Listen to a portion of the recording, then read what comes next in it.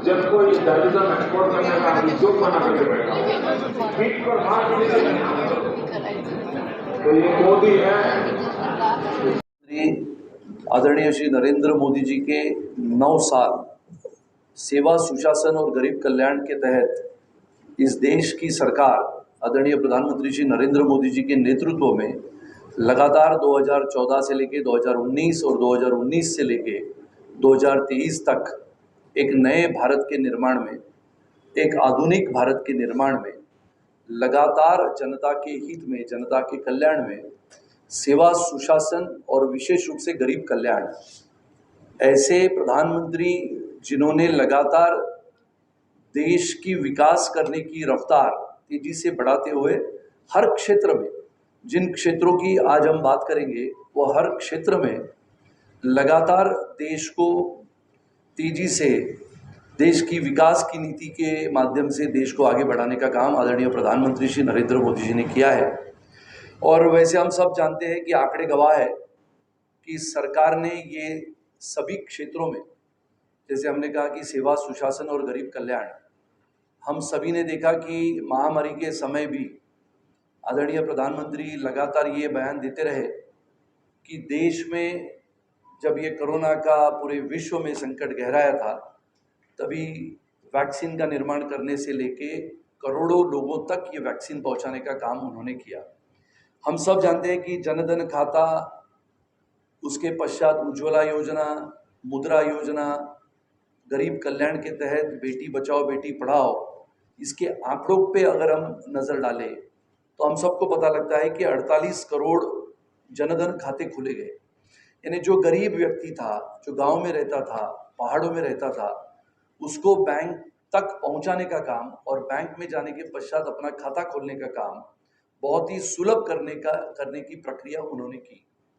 करीबन 29 करोड़ प्रधानमंत्री सुरक्षा बीमा योजना में शामिल हुए।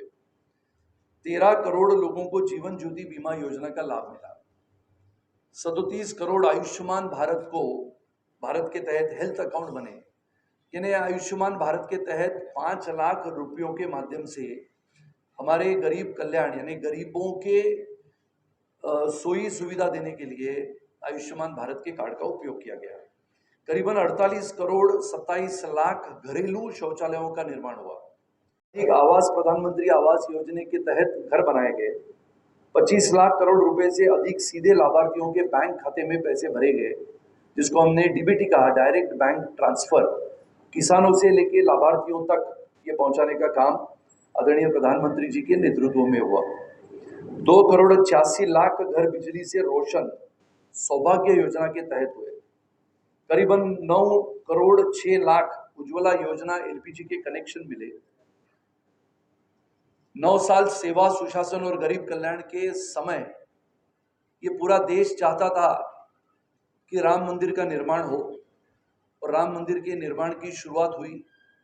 370 की राक्षसी धारा को समाप्त करने के लिए 70 वर्ष लगे और 370 और 35 को समाप्त करने के लिए 1950 से लेके 2019 तक लगातार सैकड़ों भाषण हुए।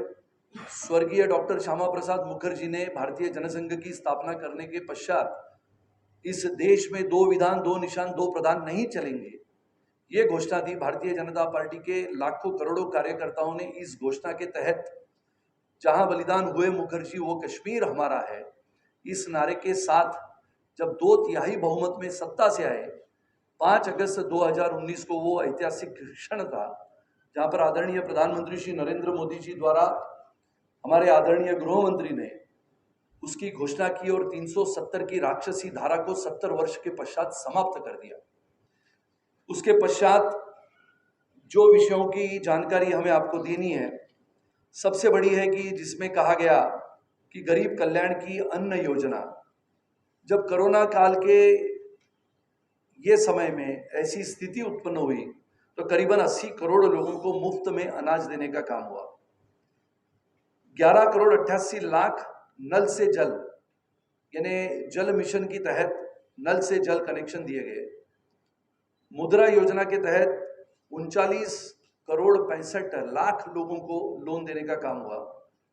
पीएम स्वनिधि के माध्यम से रेहड़ी पटरी वालों को राहत देने के लिए, आर्थिक बल देने के लिए करीबन 34 करोड़ 45 लाख लोगों को, रेहड़ी पटरी वालों को आर्थिक बल दिया गया। राष्ट्रीय पिछड़ा वर्ग आयोग के तहत संवैधानिक दर्जा देने की बात कही थी, जिसको पूरा कर दिया गया। कोविड लॉकडाउन के दौरान 20 करोड़ महिलाओं के खातों में कैश ट्रांसफर करा दिया गया, जिसको हमने डीबीटी कहा था। 2014 से तुलना में 5 गुना अधिक एकलव्य आवासीय विद्यालय स्वीकृत किया गया, जहां पर हम जानते हैं कि आदिवासी भाई बहनों के लिए पढ़ने के लिए, शिक्षा मिलने के लिए जिस एकलव्य आवासीय विद्यालय की स्वीकृत योजना थी, उसको पूरा कर दिया गया। वर्तमान में केंद्र में 60% मंत्री SC, ST या OBC के आज भी उपलब्ध है। और वेस्टर्न पेरिफेरल एक्सप्रेसवे स्वीकृत का वर्ष था 2006। एक दशक की देरी में मोदी जी के युग में परियोजना पूरी हुई। मैं विशेष रूप से जो आलोचना करते हैं उनको कहना चाहता हूं कि याद करो 2004 से लेकर 2014 तक के वो 10 साल, और अभी याद करो 2014 से लेकर 2023 तक के ये 9 साल। और इसके लिए इंफ्रास्ट्रक्चर का रिकॉर्ड, हर साल सबसे तेज हाईवे निर्माण का रिकॉर्ड 2020-21 में रोजाना 37 किलोमीटर का हाईवे बनता था। सबसे तेज सड़क का निर्माण का रिकॉर्ड 24 घंटे में 4 लेन वाली 2.5 किलोमीटर की कंक्रीट की सड़क बनी। 24 घंटे में 1 लेन वाली 25 किलोमीटर की बिटुमन की यानी डामर की सोलापुर बीजापुर की सड़क का निर्माण हुआ।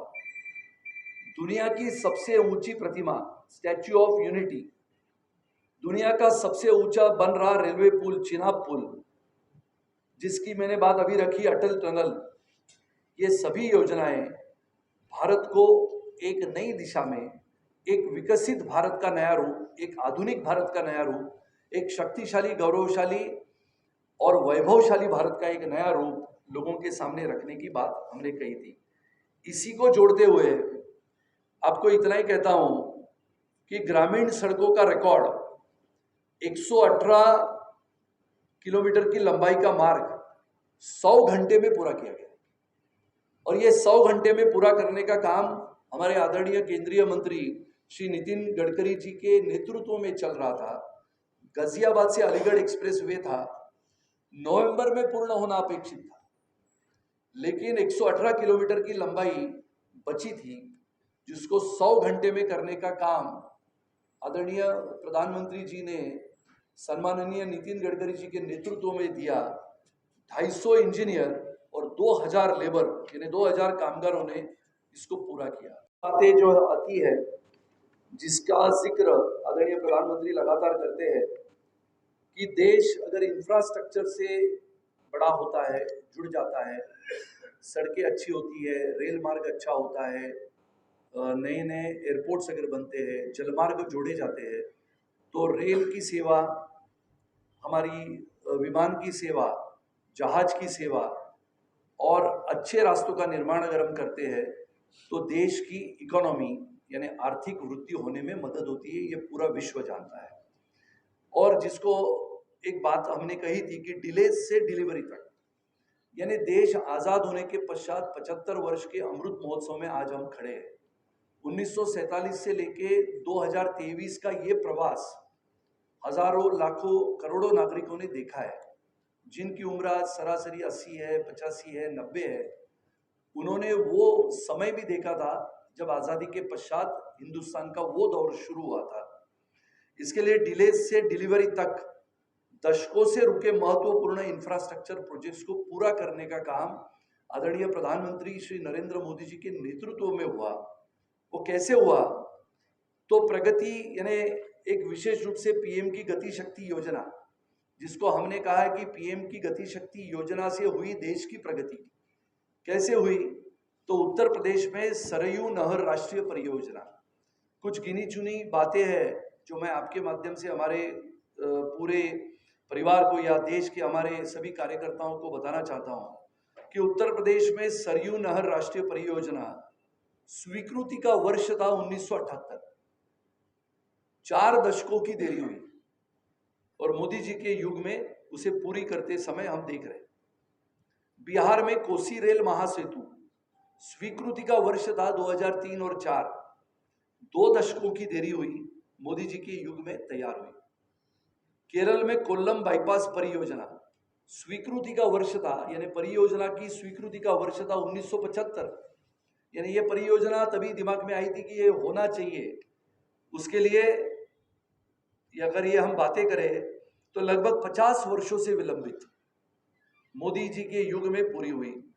ब्रह्मपुत्र पर बोगीबिल रेल सह सड़क पुल स्वीकृति का वर्ष था 1997। आप सभी को याद होगा, अटल जी की वो सरकार थी 13 दिन 13 महीने और उसके पश्चात 5 वर्ष तक लगातार चली। देश के प्रधानमंत्री स्वर्गीय अटल बिहारी वाजपेयी लगातार 3 बार प्रधानमंत्री बने और ब्रह्मपुत्र पर बोगीबिल रेल सह सड़क पुल मोदी जी के युग में बनाया गया 2 दशकों की देरी के पश्चात। अटल सुरंग, स्वर्गीय अटल बिहारी वाजपेयी जी के नाम से बना हुआ यह अटल सुरंग 10,000 फीट की सबसे लंबी सुरंग, जिसकी कहानियां देश में नहीं बल्कि विदेशों में भी चर्चित है, मेरे पीछे आप देख सकते हो। और स्वीकृति का वर्ष था ईस्वी सन 2000, आज हम 2023 में हैं। 2 दशकों की देरी के पश्चात मोदी जी के युग में तैयार हुआ।